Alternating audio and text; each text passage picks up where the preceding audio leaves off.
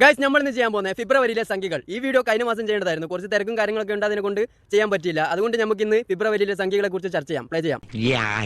ഞാനിപ്പോൾ ഷഡ്ഡി മാത്രം ഇട്ട് റോഡിലൂടെ ഓടിക്കഴിഞ്ഞാൽ എനിക്ക് കുറച്ചെങ്കിലും അന്തസ്സുണ്ട് എന്ന് വിചാരിക്കുന്ന ആൾക്കാർ ഉണ്ടാവുമായിരിക്കും. അതേ സ്ഥാനത്ത് ഞാൻ കോണകെടുത്ത് റോഡിലൂടെ ഓടിക്കഴിഞ്ഞാൽ എന്താണ് അവസ്ഥ? അതേപോലത്തെ അവസ്ഥയിലൂടെയാണ് നമ്മളിപ്പോൾ കടന്നു പോകുന്നത്. ഇത് കണ്ടോ?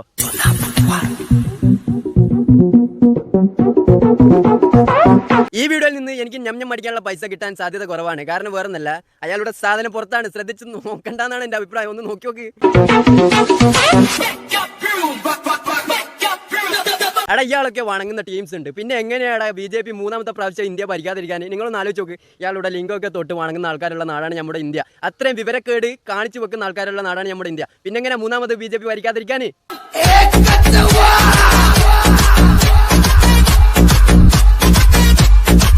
മതി. ഇതിനെ കുറിച്ചൊന്നും കൂടുതലായിട്ടൊന്നും കമന്റ് അടിക്കേണ്ടതാണ് എന്റെ അഭിപ്രായം. കാരണം ഇതൊക്കെ കോണക്കെടുത്ത് റോഡിലോട്ട് ഇറങ്ങിയപ്പോൾ തന്നെ നമുക്കൊക്കെ മനസ്സിലാക്കാൻ പറ്റും ഇതിന്റെ ഒക്കെ തലയിൽ ചാണകം തന്നെ ആയിരിക്കും.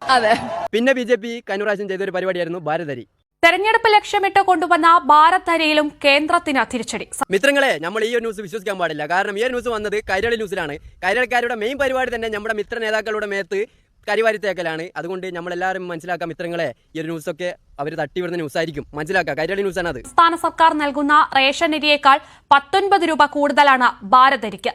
റേഷൻ പീടിയിൽ നിന്ന് കിട്ടുന്ന അരിയാണെന്ന് പറയുന്നുണ്ട് മിത്രങ്ങളെ. നമ്മുടെ ഭാരത സർക്കാർ അങ്ങനെ ചെയ്യോ? കാരണം വേറൊന്നല്ല, നമ്മുടെ ഗ്യാസിനും അതേപോലെ തന്നെ പെട്രോളിനൊക്കെ വില കൂട്ടിക്കൊണ്ടുപോയിട്ട് ജനങ്ങളുടെ കണ്ണി പൊടിയിടാൻ വേണ്ടിയിട്ട് നമ്മളിപ്പോൾ എടുത്തു കൊണ്ടുവന്നല്ലേ ഈ ഭാരത് റൈസ്. നമ്മൾ ഒരിക്കലും റേഷൻ പീടിയിൽ നിന്ന് കൊടുക്കുന്ന അരി നമ്മൾ കൊടുക്കൂല. കേന്ദ്രത്തിന്റെ അരി വാങ്ങാൻ റേഷൻ കാർഡിന്റെ ആവശ്യമില്ലാത്തതിനാൽ അർഹതപ്പെട്ടവർക്ക് കിട്ടുമോ എന്നതും ചോദ്യമാണ്. അത് പറഞ്ഞ ശരി തന്നെയാണ്. അർഹതപ്പെട്ട ആർക്കും ഈ അരിയൊന്നും കിട്ടിയിട്ടില്ല. കിട്ടിയത് ആർക്കാന്നറിയാം? നിങ്ങൾക്ക് മഞ്ഞപ്പൊട്ടും മഞ്ഞ ചരടൊക്കെ കെട്ടി നടക്കുന്ന മൂയത്തെ സംഖ്യകൾക്ക് കിട്ടിയിട്ടുണ്ട്.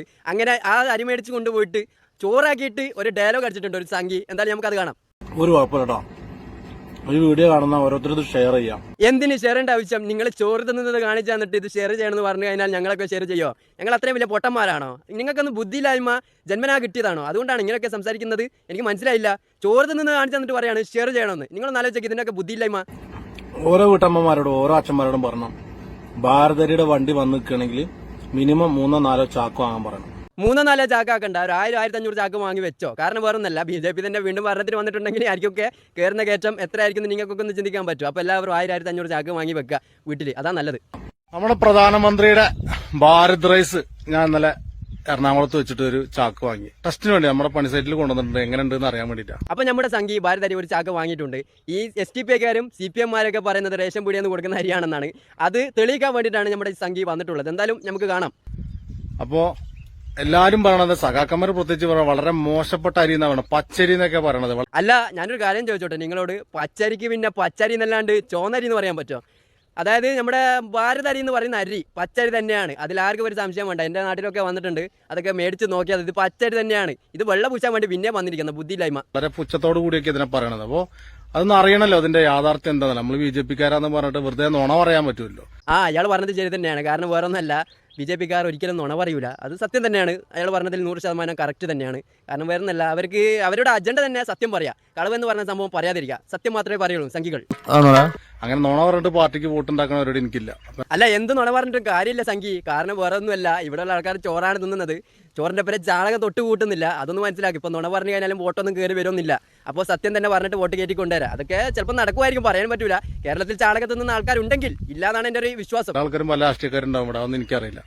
അവരോട് ഇത് മാത്രമേ ചോദിക്കുള്ളൂ. ഈ അരി എങ്ങനെയുണ്ട്, സാധാരണ മനുഷ്യന്മാർ കഴിക്കാൻ പറ്റുന്ന അരിയാണോ, വീട്ടിലോട്ട് വാങ്ങിക്കാൻ പറ്റുന്ന അരിയാണോ എന്ന് മാത്രമേ ചോദിക്കുന്നുള്ളൂ.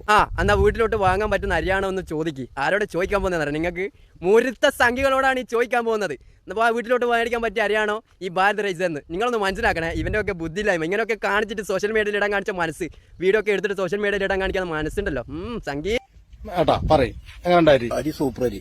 പച്ചരി ചോറ് വെച്ച് അതിൽ കുറച്ച് കൂട്ടാനും പറഞ്ഞിട്ട് കുഴച്ചിട്ട് പറയാണ് സൂപ്പർ അരി എന്ന്. ഇയാൾക്കൊക്കെ ബസുമതി റൈസ് കൊടുത്തിട്ടുണ്ടെങ്കിൽ പറയും ഞാൻ ജീവിതത്തിൽ ഇതേപോലെ ഒന്നും കഴിച്ചിട്ടില്ല എന്ന് പറയില്ലേ. സൂപ്പർ അരി ഇതാണ്ടത് വെച്ചാൽ അല്ലേ. സാധാരണക്കാരൻ എന്ന് വെച്ചാൽ ഞാനൊക്കെ സാധാരണക്കാരനാണ്. ഞാനൊന്നും എന്റെ ജീവിതത്തിൽ ഇതുവരെ എൻ്റെ വീട്ടിൽ പച്ചരി കൊണ്ട് ചോറ് വെച്ചത് കണ്ടിട്ടില്ല. ഞങ്ങളൊക്കെ ചെയ്യാറുണ്ട്. പച്ചരി കിട്ടിക്കഴിഞ്ഞാൽ അത് പൊടിപ്പിച്ച് അതിന് പറ്റിയ ഐറ്റംസ് ഉണ്ടാക്കാറാണ് പതിവ്. നിങ്ങളിൽ ആരെങ്കിലും വീട്ടിൽ പച്ചരി കൊണ്ട് ചോറ് വെക്കാറുണ്ടോ? അങ്ങനെ വെക്കുന്നുണ്ടെ വലിയ പ്രശ്നമൊന്നുമില്ല. സൂപ്പർ അരി എല്ലാവർക്കും കഴിക്കാം. പച്ചരി കൊണ്ട് ചോറ് വെച്ചിട്ട് പറയാണ് സൂപ്പർ അരി എല്ലാവർക്കും കഴിക്കാതെ. അയാളൊക്കെ മൈൻഡ് സെറ്റ് നിങ്ങളൊന്ന് ആലോചിച്ച് നോക്കല്ലേ. സംഖ്യയായി പോയില്ല, എന്ത് പറയാൻ അത്രയല്ലേ ഉണ്ടാവും വിവരം. സൂപ്പർ അരി. അപ്പൊ ഇനി അരി പച്ചരിയാന്ന് പറഞ്ഞിട്ട് ആരും പറയണ്ട, ഒരു പച്ചരി അല്ല. അതാണ്ടോ എല്ലാവർക്കും. എടാ പച്ചരി കാണിച്ചു തന്നിട്ട് പറയാണ് ഇനി ആരും പച്ചരിയാണെന്ന് പറയാൻ പാടില്ല. ഞങ്ങൾ കാണുന്ന ആൾക്കാർ പൊട്ടന്മാരാണോ? നിങ്ങളൊന്ന് ശ്രദ്ധിച്ച് നോക്കിയാൽ അരി പച്ചരി തന്നെയാണ്. പച്ചരി കൊണ്ട് ചോറ് വെച്ചിട്ട് പറയാണ് പച്ചരിയല്ല അടിപൊളി അരിയാണ് എന്നൊക്കെ പറഞ്ഞു കഴിഞ്ഞാൽ നിങ്ങൾക്ക് വോട്ട് കിട്ടുമെന്ന് നിങ്ങൾ വിചാരിച്ചോ? നിങ്ങൾ എന്താ ഉദ്ദേശിക്കുന്നത് ഈ ഒരു അരി കൊടുത്തതിനെ കൊണ്ട്? തമ്പി അപ്പടാ സാപ്പാട് സാധാ അരിച്ച് തന്നെ പച്ചരി ഒന്നും ഇല്ലേ? സൂപ്പർ അല്ലേ? നല്ല അവിടെ എന്തിനാണ് ഇങ്ങനെ തെളിയിക്കാൻ വേണ്ടി ശ്രമിക്കുന്നത്? ഈ അരി മേടിച്ച എല്ലാവർക്കും അറിയൂലേ ഈ അരി പച്ചരിയാണോ അല്ലെങ്കിൽ ബസുമതി റൈസ് ആണോ അല്ലെങ്കിൽ റേഷൻ പീടിയിൽ നിന്ന് കൊടുക്കുന്ന അരിയാണോ? ഇതൊക്കെ ആ മേടിച്ച ആൾക്കാർക്ക് മനസ്സിലാവും. അല്ലാതെ നിങ്ങൾ ഇവിടെ സോഷ്യൽ മീഡിയയിൽ വന്ന് വെള്ളം പൂശാൻ നോക്കിയിട്ട് ഒരു കാര്യമില്ല. സംഖ്യ വിവരക്കേട് കാണിച്ചു വെക്കല്ലേ മണ്ട. പറയണ നല്ല അരി നല്ല അരി തന്നെയാണ്. വീട്ടിൽ വാങ്ങിക്കാവോ? വാങ്ങിക്കാം, 100% വാങ്ങിക്കാം. വാങ്ങിക്കാം. ഒരു പടിയും മേടിക്കണ്ട. ഒരു പടിയും മേടിക്കാം അല്ലേ? അന്ന് കാണിച്ചു കൊടുക്കട്ടെ. അരി കണ്ടോ?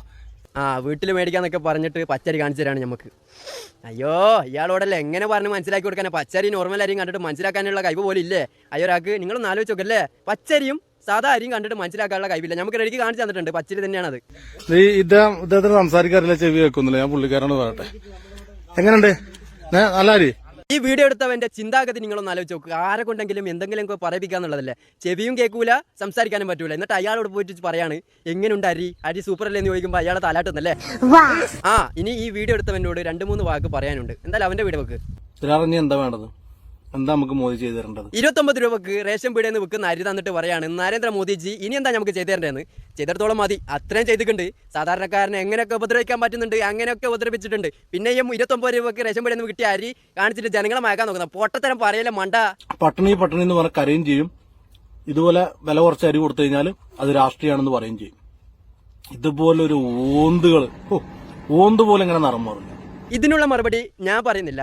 എടാ അവനെയും വിളിച്ച് അവനെ കൊണ്ട് 2 ഡയലോഗ് പറയിപ്പിക്കട്ടെ. ഇതൊക്കെ നരേന്ദ്രമോദിയുടെ വോട്ട് തട്ടാനുള്ള തന്ത്രമല്ലേ? 100% ഇതെല്ലാം വോട്ട് തട്ടാനുള്ള തന്ത്രമാണ്. അതാണ് വോട്ട് തട്ടാനുള്ള തന്ത്രമാണ് 100%. നിങ്ങളൊക്കെ ഒരു കാര്യം മനസ്സിലാക്കുക, ഇത് കേരളമാണ്. നിങ്ങളൊക്കെ 29 രൂപയുടെ അരി കണ്ട് വാങ്ങിപ്പോകുന്ന ആൾക്കാരൊന്നല്ല ഇവിടെ ഉള്ളത്. അടുത്ത നമ്മൾ കാണാൻ പോകുന്ന വേറൊന്നല്ല, BJP-ക്കാർ ഒരു പാട്ട് ഇറക്കിയിരുന്നു, വല്ലാത്തൊരു പാട്ടായിരുന്നു. അത് കാണാം. പൊന്നാനിയിലെ പദയാത്രാ ഗാനത്തിലാണ് ഗുരുതര പാളിച്ച. ആദ്യം പാട്ടൊന്ന് കേൾക്കാം.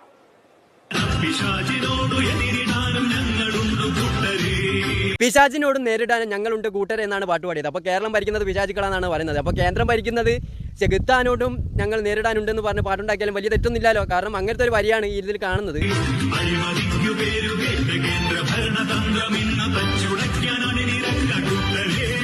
ആ പാട്ടിന്റെ വരികൾ നിങ്ങൾ ഒന്നുകൂടി ശ്രദ്ധിക്കണേ. അഴിമതിക്ക് പേര് കേട്ട കേന്ദ്ര ഭരണം തച്ചുടയ്ക്കാൻ കൂട്ടുചേര് കൂട്ടരെ എന്നല്ല വന്നത്. ഒന്നുകൂടി കേൾക്കാം നമുക്കത്.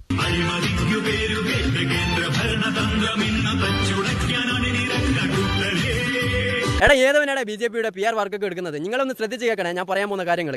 ഈ പാട്ട് എഴുതിയവന് ആ വരികൾ ശ്രദ്ധിച്ചില്ലേ, ഈ പാട്ട് പാടിയവനും ആ വരികൾ ശ്രദ്ധിച്ചില്ല, ഈ പാട്ട് എഡിറ്റ് ചെയ്തവനും അത് ശ്രദ്ധിച്ചില്ല. ഇത് ശ്രദ്ധിച്ചത് ഇത് വീഡിയോ ആക്കി അപ്ലോഡ് ചെയ്ത് യൂട്യൂബിൽ ഇട്ടപ്പോൾ അവിടെ വന്ന കമന്റുകൾ കണ്ടപ്പോഴാണ് ഈ പാട്ട് മണ്ടത്തരമാണെന്ന് BJP-ക്കാർക്ക് മനസ്സിലായത്. ഏതവനാണ് BJP-യുടെ PR വർക്കൊക്കെ എടുക്കുന്നത്? നിങ്ങളൊന്ന് ആലോചിച്ച് നോക്കി. നിങ്ങളല്ലേ കേന്ദ്രം ഭരിക്കുന്നത്? നിങ്ങൾക്കൊന്നും ചിന്തിക്കാനുള്ള കഴിവില്ലടാ. നിങ്ങളെ തന്നെ കുറ്റം പറയലാണോ? ഇത് മറ്റുള്ള ആൾക്കാരുണ്ടാക്കിയ പാട്ടൊന്നല്ല, BJP-ക്കാർ തന്നെ ഉണ്ടാക്കിയ പാട്ടാണിത്.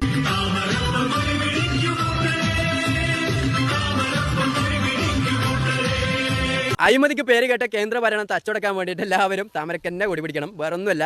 കാരണം താമരയല്ലേ ഇപ്പോൾ കേന്ദ്രം ഭരിക്കുന്നത്. ചിന്തിക്കാനുള്ള കഴിവ് വേണ്ടടാ PR വർക്കൊക്കെ എടുക്കുന്ന ആൾക്കാർക്ക്. അതുപോലെ ഇല്ലാത്ത ആൾക്കാരാണല്ലോ. അടുത്ത നമ്മൾ കാണാൻ പോകുന്നത് സുരേഷ് ചേട്ടനിക്ക് വേണ്ടിയിട്ട് കുറെ സംഖ്യകൾ ഇറങ്ങിയിട്ടുണ്ട്. ഫ്രാൻസ് ഞാൻ വിവേകുഞ്ഞിരിഞ്ഞാലക്കുട ഞങ്ങളുടെ നാട്ടിലും പ്രവർത്തനം തുടങ്ങിയിട്ട് ഇരിഞ്ഞാലക്കുടയിൽ. അപ്പോൾ ഈ പ്രാവശ്യം സുരേഷ് ഗോപിക്ക് വോട്ട് ചെയ്യുക. അല്ല ഇയാളെ പോലുള്ള സംഖ്യകളൊക്കെ വന്നിട്ട് പറയും സുരേഷ് ചേട്ടനെ ജയിപ്പിക്കുക, ഞങ്ങൾ PR വർക്ക് എടുക്കുന്നുണ്ട്.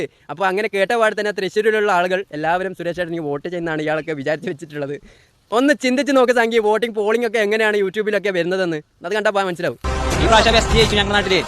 താമര വിരിയും. താമര വിരിയട്ടെ, എന്നാലേ നമുക്കൊക്കെ കഞ്ഞി കുടിക്കാനുള്ള ഭാഗം ഉണ്ടാവുള്ളൂ. അതുകൊണ്ട് താമര വിരിയണമെന്ന് തന്നെയാണ് എൻ്റെ അഭിപ്രായം. എന്നിട്ട് വേണം അവർ കാണിച്ചു നോക്കുന്ന മണ്ടത്തരങ്ങളൊക്കെ പറഞ്ഞിട്ട് പൈസ ഉണ്ടാക്കാൻ. അപ്പോൾ വേറൊന്നില്ല, ഇതാണ് നമ്മുടെ ഇന്നത്തെ വീഡിയോ. ഇതിൽ നല്ല വീഡിയോ നമുക്ക് വീണ്ടും കാണാം. ഫോളോ ചെയ്യാം.